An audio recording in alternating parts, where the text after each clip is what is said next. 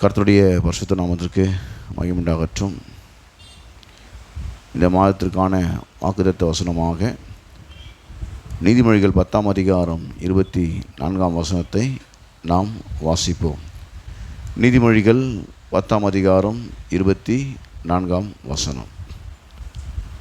துன்மார்க்கன் பயப்படும் காரியம் அவனுக்கு வந்து நேரிடும், நீதிமான் விரும்புகிற காரியம் அவனுக்கு கொடுக்கப்படும். கிறிஸ்துவுக்குள் அன்பானவர்களே, நீதிமான் என்று சொல்லும்பொழுது ஆண்டவராக இயேசு கிறிஸ்துவை தன் சொந்த இரட்சகராக தேவனாக ஏற்றுக்கொண்ட ஒவ்வொருவரும் நீதிமான்களாக இருக்கிறார்கள். இந்த வசனத்தை நாம் பல கோணத்திலே விளக்கி பிரசங்கித்திருக்கிறோம். ஆனால் இந்த மாதத்தின் வாக்குத்தத்த செய்தியாக இந்த வார்த்தை தேவன் கொடுத்திருக்கிறார்.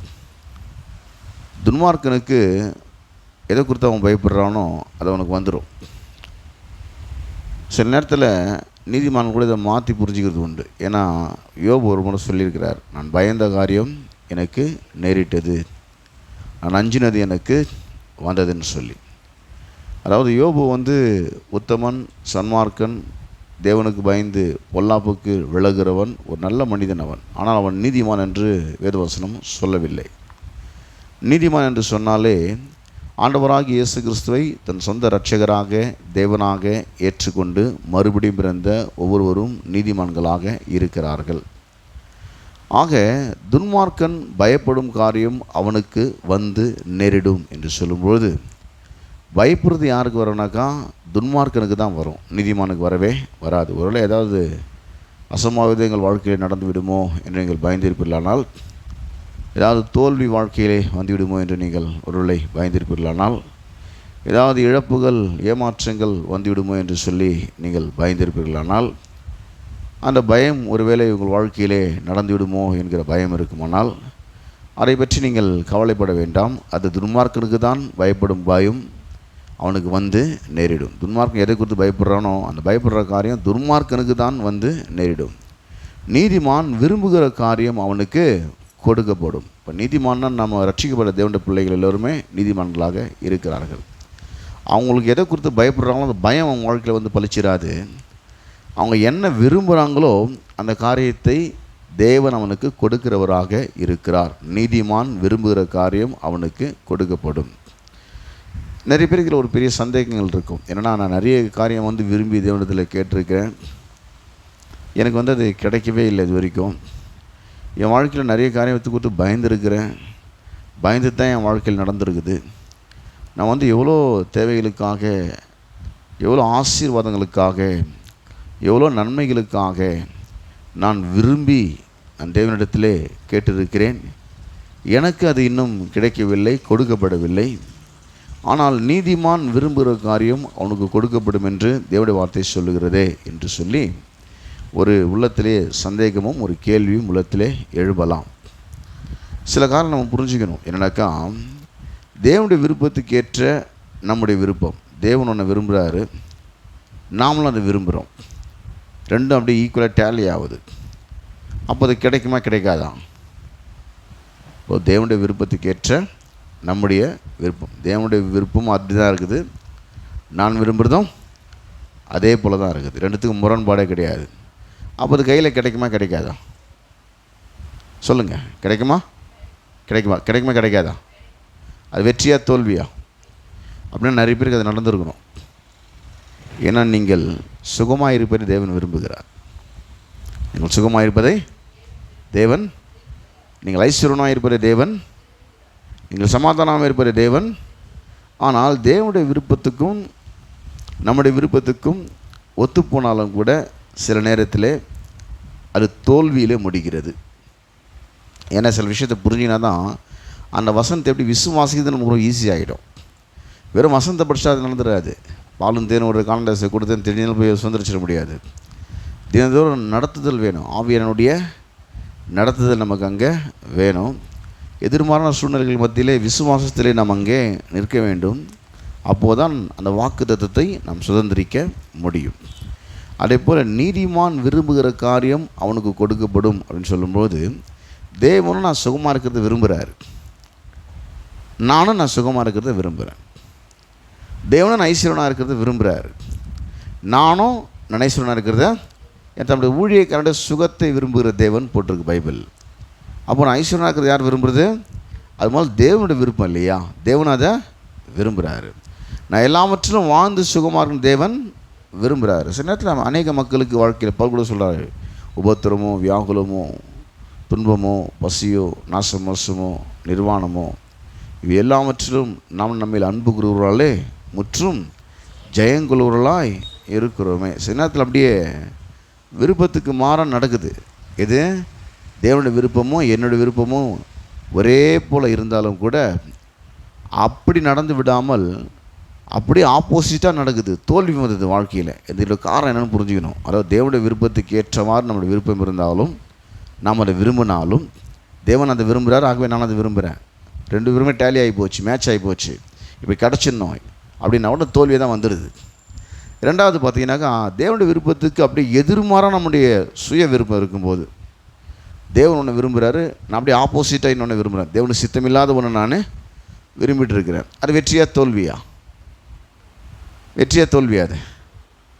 அது என்ன ஒன்றும் சொல்ல மாட்டேங்க. வெற்றியா தோல்வியா? அதுவும் தோல்வி. அதாவது தேவன் விரும்புகிறதே நான் விரும்பினாலும் தோல்வி தான் வந்துடுது. தேவன் ஒன்று விரும்பி நான் ஒன்று விரும்பினாலும் அது தோல்வி தான் வந்துடுது. அப்போ நீதிமான் விரும்புகிற காரியம் அவனுக்கு கொடுக்கப்படும் என்று நீதிமொழிகள் 10ஆம் அதிகாரம் 24ஆம் வசனத்தில் இந்த மாதத்தின் வாக்குத்தத்தமாக இருக்கிறது. அப்போ நான் விரும்புகிற காரியம் எப்படி எனக்கு கொடுக்கப்படும் அப்படின்னு பார்க்கும்போது இப்போது ஒரு தெளிவை நான் உங்களுக்கு சுட்டி காண்பிக்க விரும்புகிறேன். தேவனுடைய விருப்பத்துக்கேற்ற நம்முடைய விருப்பம் இருந்தாலும் அதோடு கூட விசுவாச கிரி இல்லாவிட்டால் வாழ்க்கையில் தோல்விதான் வரும். விசுவாச கிரி இருக்கும்போது தான் வெற்றி வரும். ஏன்னா பாலும் தேனோட காணந்தஸ்தை இவங்களும் விரும்பினாங்க. இஸ்ரவேலர்களும் அவங்களும் வானான்னு சொல்லல, அதை தேவனும் அதை விரும்பினார், இவங்களும் அதை விரும்பினாங்க. ஆனால் என்ன நடந்துச்சு? தோல்விதான் வாழ்க்கையிலே வந்தது. ஆக சுவிசேஷம் அவர்களுக்கு அறிவிக்கப்பட்டது போல நமக்கும் அறிவிக்கப்பட்டது. கேட்டவர்கள் விசுவாசம் இல்லாமல் கேட்டபடினால் அவர்கள் கேட்ட வசனம் அவர்களுக்கு பிரயோஜனப்படவில்லை. அப்போ தேவனுடைய விருப்பத்துக்கு ஏற்ற மாதிரி தான் என் விருப்பமாக இருக்குதுங்க, ஆனால் சக்ஸஸ்ஃபுல்லாக வரல, அது தோல்வி அடைஞ்சு போச்சு அப்படின்னா வாய்ப்பு நிறைய இருக்குது தோல்வி அடைஞ்சு போகிறதுக்கு. ஏன்னா விருப்பம் இருந்த பிரயோஜனம் இல்லை. அவர் விருப்பத்தையும் செயலையும் உண்டாக்குகிற தேவனாக இருக்கிறார். ஒரு விருப்பத்தை மாத்திரமல்ல, எதை உண்டாக்குறாராம்? விருப்பத்தையும் செயலையும் நமக்குள்ளே உண்டாக்குறவராய். செழிக்கணும்னு விரும்புகிறேன், ஆனால் நான் கொடுக்கவும் மாட்டேன். எப்படி நான் செழிக்க முடியும்? நான் செழிக்கணும்னு விரும்புகிறேன், ஐஸ்வர்யன் ஆகணும்னு விரும்புகிறேன். அது தேவன் ஒரு காரியத்தை வச்சிருக்கிறார். உன் பொருளாலும் உன் எல்லா விளைவின் முதற் பலனாலும் கர்த்தரை கனம் பண்ணு, அப்பொழுது உன் களஞ்சியங்கள் பூரணமாய் நிரம்பும், நாளைகள் திராட்சரசம் புரண்டோடும். அப்போ கொடுப்பது ஒரு விசுவாச செயல். கொடுப்பது ஒரு விசுவாச செயல். நான் கொடுக்க மாட்டேங்க, ஆனால் நான் செழிக்கணும். எனக்கு இயேசு சிலுவையில் தரித்திரர் ஆகிட்டார், ஆக நான் செழிக்கிறது அவரும் விரும்புகிறார், நானும் விரும்புகிறேன். ஆனால் நான்லாம் ஒன்றும் கொடுக்குற மாதிரி இல்லை, எல்லாம் முடிஞ்சது கொடுப்பேன் அவ்வளோதான். அப்படின்னும்போது என்ன நடக்குதுன்னு பார்த்தீங்கன்னாக்கா நம்ம தேவனை விட அந்த பணத்தை தான் அதிகமாக நம்பி இருக்கிறோம் என்பதை அது காண்பிக்கிறது. அப்போ தேவன் விரும்புகிறத நாமளும் விரும்புகிறோம், ஆனால் அந்த பொருளாதார செழிப்புக்கு நாம் விசுவாச கிரியை செய்யாதபடியினாலே நாம் விரும்பின ஐஸ்வர்யன்ற நிலைக்கு நம்மால் வர முடியாமல் போய்விடுகிறது. அப்போ நீதிமான் விரும்புகிற காரியம் அவனுக்கு கொடுக்கப்படும் என்று சொல்லும்போது தேவனுடைய விருப்பத்துக்கும் நம்முடைய விருப்பத்துக்கும் ஏற்ற விதத்தில் இருந்தாலும் கூட சில நேரத்தில் தோல்வி அடைந்து போகிறோம். என்ன காரணம் என்றால் அங்கே விசுவாச கிரியை இல்லாமல் வெறும் விருப்பம் மட்டும் இருந்துச்சுன்னா தோல்வி அடைஞ்சு போயிடுவோம். தேவனுடைய விருப்பம் ஒன்று இருக்குது, அப்படியே ஆப்போசிட்டாக நம்முடைய விருப்பம் இருக்குது, அது கண்டிப்பாக தோல்வி அடைஞ்சிடும். ஒரு ஐஸ்வர்யமுள்ள ஒரு வாலிபன் ஒரு முறை இயேசுக்கிட்ட வந்தான். நல்ல போதகரே, நித்திய ஜீவனை சுதந்திரிப்பதற்கு நான் என்ன செய்ய வேண்டும் அப்படின்னு கேட்டான். அவர் சொன்னார், நீ கற்பனைகளை கைக்கொள் அப்படின்னார். ஏன்னா அதை கை கொள்ளும் போது அவன் பாவின்றதை உணர்வான், அதுக்கப்புறம் தான் ரட்சகரை தெரிஞ்சுப்பான் அப்படின்னு அவனுக்கு புரிகிறதுக்காக சொன்னார். ஆனால் அவன் என்ன சொன்னான்னாக்கா, நான் சின்ன வயசுலேருந்தே இதெல்லாம் கற்றுக்கினேன், நான் அது ஒரு மனுஷனில் கை கொள்ள முடியாது. 10வது கற்பனையில் எல்லோரும் தோல்வி அடைஞ்சு போயிடுவாங்க. நியாயப்பிரமாணத்தை ஒரு மனுஷன் நிறைவேற்றுவேன் முடியாமல் எல்லாம் முடிச்சிட்டான் அப்படின்றான். அப்போ சொல்கிறாரு, சரி அதை முடிக்கிறேன்றது அவனுக்கு எப்படி நிரூபிக்கிறது அப்படின்றத, நீ போய் உனக்கு உண்டான எல்லாவற்றையும் விற்று தரித்திரருக்கு கொடு. அது எதை காண்பிக்குது? உன்னிடத்தில் நீ அன்புகிறது போல பிறனிடத்திலும். அந்த கற்பனையை அவனுக்கு சுட்டி காண்பிக்கிறார். நீ உன்கிட்ட எல்லாத்தையும் விற்று தரித்திரத்துக்கு கொடு, அதன் பிறகு என்னை பின்பற்றி வா, அப்பொழுது பரலோகத்தில் நிறைய பொக்கிஷம் உண்டாயிருக்கும் அப்படின்னார். அவன் அதை கேட்ட உடனே அவன் மிகுந்த ஐஸ்வர்யம் உள்ளவனாக இருந்ததுனால ரொம்ப துக்கத்தோடு போயிட்டானான். எப்படி போயிட்டானா? அப்போ தேவனுடைய விருப்பம், அவன் ஐஸ்வர்யன் ஆகணும்னு தேவனுடைய விருப்பம், அவன் ஓட்டாண்டி ஆகணும்னு தேவனுடைய விருப்பம் கிடையாது. எல்லாத்தையும் கொடுத்துட்டு நடுத்தருக்கு வந்தோன்னு தேவனுடைய விருப்பம் கிடையாது. ஒருவேளை அவன் கொடுத்துருந்தான்னா அதுக்கான அறுவடை இன்னும் அதிகமாக வந்திருக்கும். அந்த நாட்களில் அவன் தான் மிகப்பெரிய பணக்காரனாக இருந்திருப்பான். ஏன்னா நிறைய விதைச்சிருக்கிறான் அவன். ஒருவேளை அவன் அப்படி கொடுத்துருந்தான்னா கூட தேவன் சொல்கிற மாதிரி எல்லாத்தையும் விற்று கொடுத்துருந்தான்னா சரி இப்போ எல்லாத்தையும் கொடுத்துட்டு ஓகே பரவாயில்ல போன்னு அனுப்பிச்சிருக்க மாட்டார். அந்த பிரமாணம் அப்படியே வேலை செய்யும். அதை விதையாக விதைச்சிருக்கிறான். அந்த நாட்களில் அந்த பகுதியில் அவன் தான் ஒரு பெரிய ஐஸ்வர்யனாக இருந்திருப்பான். ஏன்னு பார்த்தீங்கன்னாக்கா அவன் நிறைய விதைச்சிட்ருக்கிறான். அப்போ தேவனுடைய விருப்பம் வந்து அவன் செழிக்கணும்னு தான் இருக்குது.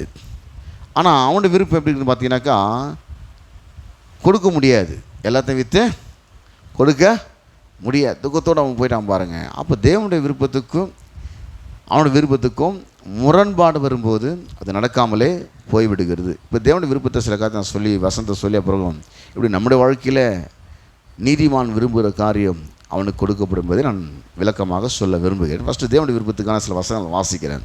ஓசியா 6ஆம் அதிகாரம் 6ஆம் வசனத்தில் இப்படி சொல்லப்பட்டிருக்கிறது, பலி அல்ல இரக்கத்தையும் தகன பலிகளை பார்க்கிலும் தேவனை அறிகிற அறிவையும் விரும்புகிறேன். எதை விரும்புகிறாரா? தேவனை அறிகிற அறிவை தேவன் விரும்புகிறார்.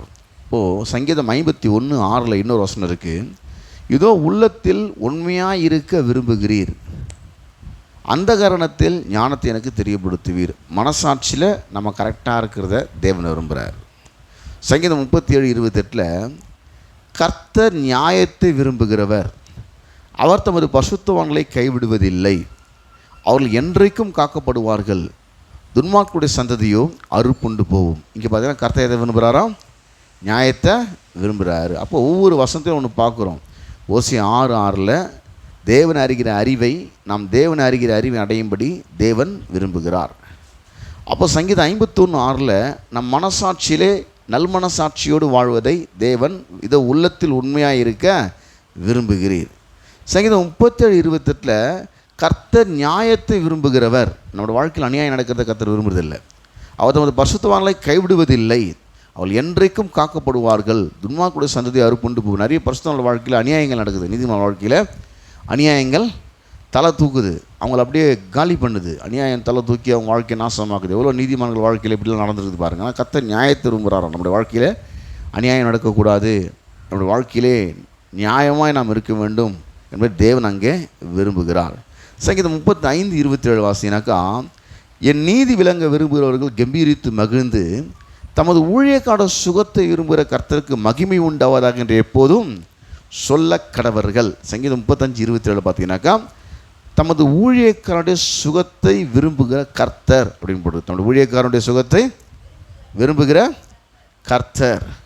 அப்போது தேவன் என்ன பண்ணுறாராம், நம்முடைய சுகமான வாழ்க்கையை, ஐஸ்வர்யமான வாழ்க்கை, எல்லாவற்றிலும் வாழ்ந்து சுகமாக இருப்பதை, ஆவிக்குரிய நிலையிலே, மன ரீதியாக, சரீர பிரகாரமாக, குடும்பத்திலே, கையின் பிரயாசத்திலே, ஊழியத்திலே எல்லாவற்றிலும் வாழ்ந்து சுகமாக இருப்பதை தேவன் அங்கே விரும்புகிறார். சரி, இதெல்லாம் தேவனுடைய விருப்பமாக இருக்குது. இப்போ தேவனுடைய விருப்பத்துக்கு ஏற்றவாறு என்னுடைய விருப்பமாக இருக்குது. ஆனால் அதை குறித்து தேவன் எந்த காரியத்தை சொல்லி என்னை விசுவாச செயலில் ஈடுபட சொல்கிறாரோ அதை நான் செய்ய மாட்டேன். ஆனால் விரும்பிக்கிட்டே இருக்கேன்னாக்கா நடக்காது, தோல்வியெல்லாம் முடிஞ்சிடும். அது தோல்வியில் தான் நிறைய பேர் எண்ணங்களை தான் தேவன் அது விரும்புகிறாருங்க, அது என் வாழ்க்கையில் நடத்தணும். தேவன் அது விரும்புகிற, நீங்களும் அது விரும்புகிறீங்க. அதற்கான விசுவாச செயலில் நீங்கள் ஈடுபடாவிட்டால் உங்கள் வாழ்க்கையிலே அது நடப்பது சாத்தியமற்றதாகிவிடும். இப்போ பார்த்தீங்கன்னா சங்கீதம் 20ஆம் சங்கீதத்தில் 4ஆம் வசனம் இப்படி சொல்லுது, அவர் உமது மன விருப்பத்தின்படி உமக்கு தந்தருளி உமது ஆலோசனைகள் எல்லாம் நிறைவேற்றுவாராக. எப்படி கொடுக்குறாரா? நீதிமான் விரும்புகிற காரணம் கொடுக்கணும்னு சொன்னால், நீ மனசில் எதை விரும்புகிறையோ அவர் தமது மன விருப்பத்தின்படி. சிலர் வந்து நல்ல ஒரு வேலையை விரும்புவீங்க, சிலர் வந்து நல்ல ஒரு ப்ரமோஷனை விரும்புவீங்க, சில வாழ்க்கையில் நல்ல ஒரு ஆசீர்வாதத்தை நீங்கள் விரும்புவீங்க, நல்ல உயர்வை வெற்றியை விரும்புவீங்க, நல்ல வீடு வாசல் வாங்கினீங்க விரும்புவீங்க, பிள்ளைங்களுக்கு நல்லா சேர்த்து வைக்கணும் நீங்கள் விரும்புவீங்க, சில வந்து நல்லா படித்து முன்னேறணும் நீங்கள் விரும்புவீங்க. நல்ல விருப்பங்களை தேவனே தருகிறார். அவர் உமது மன விருப்பத்தின்படி உமக்கு தந்தருளி உமது ஆலோசனைகளெல்லாம் நிறைவேற்றுவாராக. இப்போ ஒரு சில உதாரணங்களை சில ஆட்கள் நான் சொல்ல விரும்புகிறேன். முதல் மனுஷன் பார்த்தீங்கன்னா சாலமோன். ஒரு பொறுப்புள்ள ஸ்தானத்திலிருந்து எப்படி செயலாற்றுவது என்று தடுமாற்றமான நிலையிலே கர்த்தரே அவனத்தில் வந்து அந்த சூழ்நிலையில் அவனை பார்த்து இப்படி கேட்குறாரு. என்ன கேட்குறாருனாக்கா 1 ராஜாக்கள் 3:5 அவன் சின்ன வயசுலேயே ராஜாவாயிட்டான். இப்போ கர்த்தர் அவன்கிட்ட வந்து பேசுகிறாரு. ஒரு மிகப்பெரிய பொறுப்பில் இருக்கிறான். எப்படி அந்த பொறுப்பை வந்து பொறுப்பிலிருந்து செய்ய வேண்டிய கடமைகளை செய்வது என்று அவனுக்கு தெரியல. அனுபவம் இல்லை, அறிவு இல்லை. சின்ன பையனாக இருக்கிறான், அறிவுத்திறன் குறைவாக இருக்குது, அனுபவமும் இல்லை. ஆனால் மிகப்பெரிய ஸ்தானத்தில் பொறுப்பில் அவன் அங்கே இருக்கிறான். அந்த பொறுப்பிலிருந்து அவன் செய்ய வேண்டிய கடமைகளை செய்வதற்கு அவனுக்கு ஒரு இயலாமை. அந்த நேரத்தில் என்ன பண்ணுறதுன்னு கர்த்தரே வந்து அவன்கிட்ட கேட்குறாரு. என்னன்னாக்கா 1 ராஜாக்கள் 3:5 கிபியோனிலே கர்த்தர் சாலமோனுக்கு ராத்திரியில் சொப்பனத்தில் தரிசனமாகி, நீ விரும்புகிறதை என்னிடத்தில் கேள் என்று தேவன் சொன்னான். என்ன பண்ணார்? இப்போ அவன் விரும்புகிறான், ஆண்டவரே இந்த பதவிக்கேற்ற ஒரு ஞானம் எனக்கு வேணும் அப்படின்னு விரும்பினான். அவன் கேளாத ஐஸ்வர்யத்தை சேர்த்து தேவன் அவனுக்கு என்ன பண்ணாராம்? கொடுத்தாராம். 1 ராஜாக்கள் 3:12-13 உன் வார்த்தையின்படி செய்தேன், ஞானமும் உணர்வுள்ள இருதயத்தை உனக்கு தந்தேன், இதில் உனக்கு சரியானவன் உனக்கு முன் இருந்ததும் இல்லை, உனக்கு சரியானவன் உனக்கு பின் எழும்போதும் இல்லை. இதுவும் அன்றி நீ கேளாத ஐஸ்வர்யத்தையும் மகிமையும் உனக்கு தந்தேன், உன் நாட்களில் இருக்கிற ராஜாக்கள் ஒருவனும் உனக்கு சரியானவன் இருப்பதில்லை. இங்கே பார்த்தீங்கன்னா சாலமோன் அவன் ஞானத்தை விரும்பி கேட்டான். அவன் கேளாத ஐஸ்வர்ய தேவனை பண்ணார், அவனுக்கு கொடுத்தார் என்று வேதவசனம் இங்கே சொல்லுகிறது. ரெண்டாவது ஒரு மனுஷன், ஒரு ஜெபாலய தலைவன், அவன் பேர் யவீரு. அவனுடைய பெண் வந்து ரொம்ப மரண அவஸ்தையாக இருக்கிறான். சரி, இயேசுக்கிட்ட வந்தால் சுகமாகும்னு சொல்லி இயேசுக்கிட்ட வரான். ஆனால் வர வழியில் ஒரு சம்பவம் நடந்துச்சு. இயேசுவை கூப்பிட்டு வரலான்னு வரும்போது திடீர்னு பெரும்பாடல ஸ்திரீ குறுக்கில் வந்து இயேசு குறித்து கேள்விப்பட்டு அவள் வசத்தின் உரத்தை தொட்டால் சுகமாகும்னு சொல்லி அங்கே வந்து அவள் ரொம்ப சாவுற கண்டிஷனில் இருக்கிறாள். யார்? ஜெபாலய தலைவன் யவீருடைய மகள் வந்து மரண அவஸ்தையாக இருக்கிறாங்க. சீக்கிரமாக நல்லா சுகமாக்கிடலாம். அவன் கூட்டிகிட்டு வர வழியில் பார்த்தீங்கன்னா கொஞ்சம் லேட் ஆகி போகுது. ஏன்னா அந்த நேரம் பார்த்து இயேசுவை பற்றி கேள்விப்பட்ட ஒரு பெண்ணு என்ன பண்ணுறா, 12 வருஷம் உதிரப்போக்குள்ள ஒரு பெண்ணு அவள் வசத்தின் உரத்தையாக தொட்டால் சுகமாகுன்னு சொல்லிவிட்டு ஓடி வந்து இயேசு வசத்தின் உரத்தை தொட்டு சுகமானு இயேசு அங்கே நின்ட்டார்.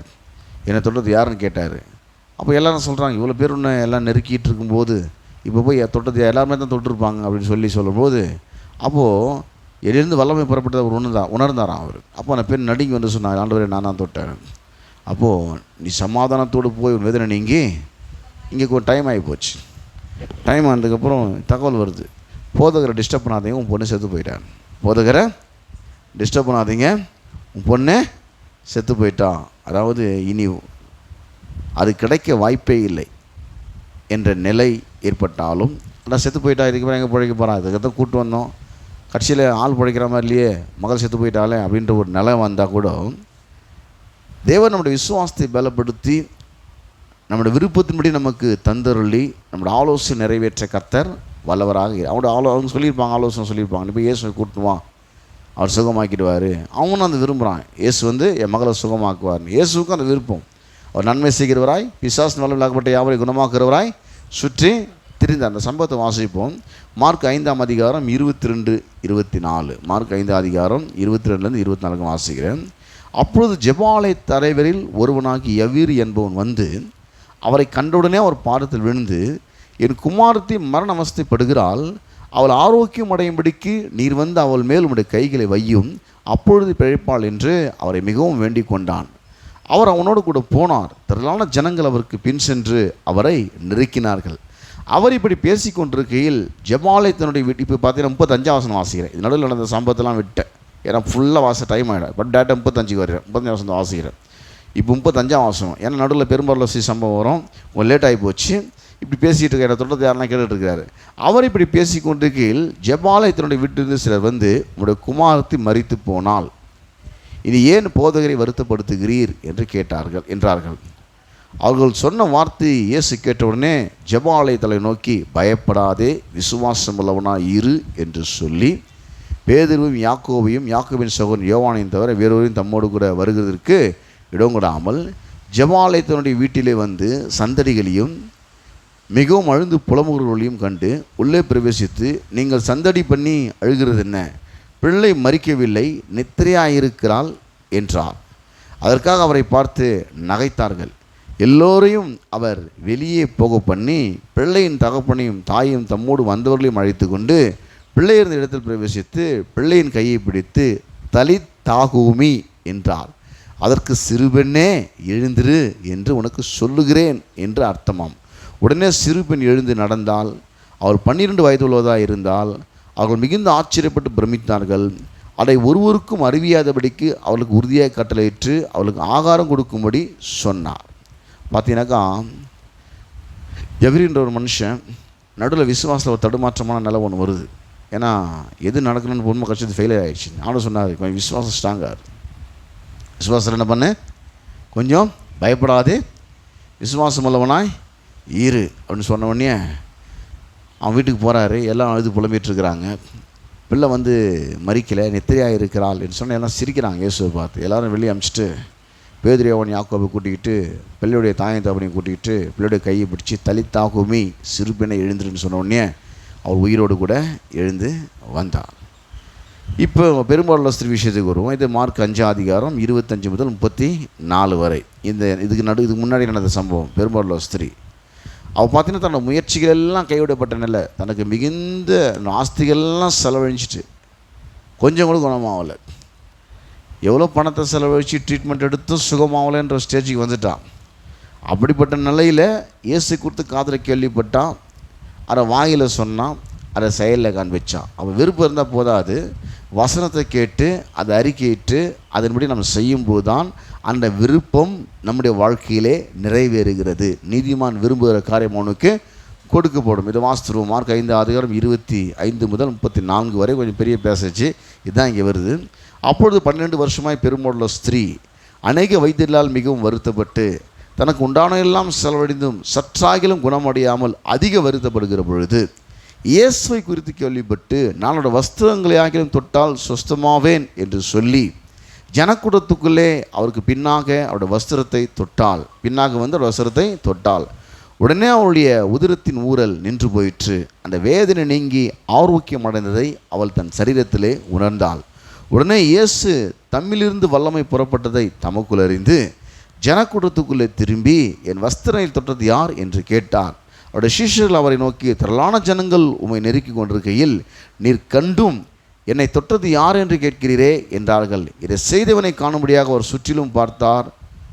தன்னிடத்திலே சம்பவித்ததை அறிந்து அந்த ஸ்திரீயானவள் பயந்து நடுங்கி அவர் முன்பாக வந்து விழுந்து உண்மையெல்லாம் அவருக்கு சொன்னால், அவர் அவளை பார்த்து, மகளே, உன் விசுவாசம் உன்னை ரட்சித்தது, நீ சமாதானத்தில் போய் உன் வேதனை நீங்கி சுகமாயிரு. அங்கே அவளுக்கு விருப்பம் இருந்துச்சு, தேவனுக்கு விருப்பம் இருந்துச்சு.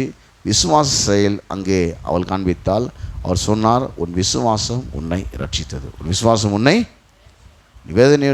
வேதனையை நீங்கி என்ன பண்ண, சுகமாய் இரு, உன் விசுவாசம் உன்னை ரட்சித்தது, நீ சமாதானத்தில் போய் உன் வேதனை நீங்கி சுகமாயிரு என்றார். இப்போ பார்த்தீங்கன்னா ஒரு மனுஷனுக்கு விருப்பமே போயிடுச்சு. ஆரம்பத்தில் கொஞ்சம் விருப்பம் இருந்துச்சு, அப்படியே கொஞ்சம் நாள் ஆக ஆக ஆக அந்த விருப்பம் போயிடுச்சு. யாருன்னா வந்து பார்த்தா 38 வருஷம் திமிர்வாதம் உள்ள ஒரு மனுஷன் பெதஸ்தான்றதான ஒரு குளத்தில் படுத்துட்ருக்கிறவன். ஏசு அங்கே வராரு. அந்த வசன டைமில் யோவான் 5 அதிகாரத்தில் 5 9 வரைக்கும் அந்த பேசேஜ் வரும். ஏசு அங்கே வந்த உடனே அவன் ரொம்ப வெகுகாலமாக வியாதியஸ்தன் அறிஞ்சு, நீ சுஸ்தமாக வேண்டும் என்று விரும்புகிறாயான்னு கேட்குறார். அதுக்கு அவன் சொல்கிறான், தண்ணீர் கலக்கப்படும் போது என்னை கூட்டிகிட்டு போய் விடுறதுக்கு அங்கே யாருமே இல்லை அப்படின்னு. அப்போது ஆண்டவர் சொல்கிறாரு, நீ உன் படுக்கை எடுத்துக்கொண்டு நட அப்படின்னாரு. உடனே படுக்கை எடுத்து என்ன பண்ணுறான், நடக்காமல் ஆரம்பிச்சிடுறான். அவனுக்கு விருப்பம் இருந்துச்சு, ஆனால் அவன் கண்ணுக்கு முன்னாடி மற்றவங்களாம் சுகமாகறதை பார்த்தோன்னா விருப்பம் போயிடுச்சு. சில விருப்பத்தில் அவன்கிட்ட வந்திருப்பாங்க, இந்த ஆசீர்வாதம் வேணும், இந்த விடுதலை வேணும், இந்த சமாதானம் வேணும், இந்த ஆரோக்கியம் வேணும், இந்த நல்ல எதிர்காலம் வேணும், நல்ல ஒரு வேலை வேணும், ஆண்டவர்கிட்ட இருந்து நல்ல ஒரு ஆசீர்வாதம் வந்திருப்பாங்க. ஆனால் வந்து ரொம்ப நாளாக அது கிடைக்காம இருக்கும். அவங்களுக்கு பின்னாடி வந்தவங்களும் அது கிடைக்கும். அப்போ இவங்களுக்கு என்ன ஆகிடுனாக்கா, ஏதோ கர்த்தர் கொடுக்குறதுக்கு விருப்பம் இல்லை போல. இல்லை, கர்த்தருக்கும் விருப்பம் இருக்குது, இவருக்கும் விருப்பம் இருக்குது. என்ன பிரச்சனைனா, இவன் கொஞ்சம் கொஞ்சமாக நவந்து அவ்வளோ போய் விழுந்துட்டுருப்பான். அதில் யாருன்னா கூட்டு போய் விடுவாங்கன்னு சொல்லி எதிர்பார்த்துருந்தான். உன்னுடைய விசுவாசத்தினால்தான் நீ பிழைக்க முடியுமே வழிய அடுத்தனுடைய விசுவாசத்தில் நீ பிழைக்க முடியாது. தன் விசுவாசத்தால் நீதிமான் பிழைப்பான். யாருடைய விசுவாசத்தினால? தன் விசுவாசத்தால் நீதிமான் பிழைப்பான். அவன் இன்னொருத்தன் விசுவாசம் பிழைக்க மாட்டான். சில நேரத்தில் அவங்களுக்கு விசுவாசம் இல்லாதப்போ போதர்கள் ஜெபம் பண்ணாங்க, தற்காலிகம் விடுதலை ஆகுது. ஆனால் அது பர்மனெண்ட்டாக தேவன் ஆக்குறது இல்லை. அவங்களுக்குள்ள தேவனுடைய வார்த்தை கேட்டு விசுவாசம் அவங்களுக்குள்ளே உருவாகி அவங்க விசுவாசத்தில் வளர்ந்து அவங்க விசுவாசத்தை அவங்க பயன்படுத்தி அதனால் அவங்களுக்கு விடுதலை கிடைக்க சொல்லி கர்த்தர் என்ன பண்ணுறாரு? விரும்புகிறார். இன்னொரு பெண் ஒருத்தி வரா. யாருனாக்கா கானானிய ஸ்திரீ. அந்த சம்பவம் மத்திய 15 அதிகாரம் 22 28 வரைக்கும் வருது. அவள் அவளுடைய மகள் பிசாசினால் கொடிய வேதனைப்படுறா. அவள் இயேசு கிறிஸ்து வரா, ஆண்டவரே என் மகள் பிசாசினால் கொடிய வேதனை படுகிறாள்னு சொல்லி. ஆண்டவர் சொல்கிறார், பிள்ளைகள் நான் 10 எடுத்து நாய்க்குடிகளுக்கு போடுவது அங்கே ஆண்டவர் விருப்பம் இருக்குதா இல்லையா? அவளோட மகளை குணமாக்கணுன்னு விருப்பம் இல்லாத தேவன் இல்லை. அந்த டைம் இன்னும் வரல. ஏன்னா அவர் இஸ்ரவேல் வீட்டாரத்துக்கு மட்டும் தான் போயிட்டுருக்கிறார். இவன் இஸ்ரவேலர் இல்லாத ஒரு பெண். அதுக்கு ஒரு நேரம் இன்னும் வரலை. ஆனால் அவன் சொல்கிறா, இல்லை நீ சொல்கிறது உண்மைதான், ஆனால் மேஜந்து விழும் துணிக்கைகளை சாப்பிட்றது நாய்க்குட்டிகள் காத்திருக்குமே அப்படின்னு சொன்னோடனே இஸ்ரவேல் ஸ்திரீயை உன் விசுவாசம் பெரிது, நீ விரும்புகிறபடியே உனக்கு ஆக கடவுள்னு சொன்னால் அந்நேரமே அவள் மகள் என்ன பண்ணாலாம்? சொஸ்தம். ஆனால் அன்பானவர்களே, இந்த மாதத்துக்கான வாக்குறுத்தத்தை நாம் வாசித்து முடிப்போம். நீதிமொழிகள் 10 அதிகாரம் 24 அநேக காரணி குறித்து நீங்கள் பயப்பட்டிருக்கலாம், நீங்கள் கவலைப்பட்டிருக்கலாம், நீங்கள் கலங்கியிருக்கலாம், யோபை போல கூட ஒரு வேலை செஞ்சுருக்கலாம், நான் பயந்து எனக்கு வந்துடுமோன்னு சொல்லி. ஆனால் வேற சொல்லுது, துன்மார்க்கன் பயப்படும் காரியம் அவனுக்கு நேரிடும். பயப்படுறது யாருக்கு வரும்? துன்மார்க்கனுக்கு தான் வரும். நீதிமான் விரும்புகிற காரியம் அவனுக்கு கொடுக்கப்படும். ஒரு விஷயம் தெளிவாக புரிஞ்சுக்கணும். தேவன் விரும்புகிறாரு, நானும் விரும்புகிறேன்னு சும்மாவே இருந்தால் கிடைக்காது. தோல்வியில் தான் முடியும். தேவனுடைய விருப்பம் ஒன்று, நம்முடைய விருப்பம் ஒன்று வேறு மாதிரி இருந்தாலும் அது கிடைக்காது. தேவன் விரும்புகிறாரு, நானும் விரும்புவேன். அதில் என்னுடைய விசுவாச செயல் என்னவோ அதை நான் விசுவாச செயலில் விசுவாசனை கிரியிலை காண்பிப்பேன்னு சொல்லி அந்த விசுவாசத்தை கிரியிலை காண்பிக்கும்போது நீதிமான் விரும்புகிற காரியம் அவனுக்கு கொடுக்கப்படும். இந்த மாதத்திலே தேவனுடைய வார்த்தையை நாம் அறிந்தவர்களாய் மாத்திரமல்ல, அதன்படி துதிக்கிறவர்களாகவும் அறிக்கை செய்கிறவர்களாகவும் அதில் நம்முடைய பங்கை நாம் செய்கிறவர்களாகவும் விசுவாசத்தை செயலிலே கிரியில் நாம் காண்பிப்போம். God bless you. கர்த்தர் ஆசீர்வதிப்பாராக.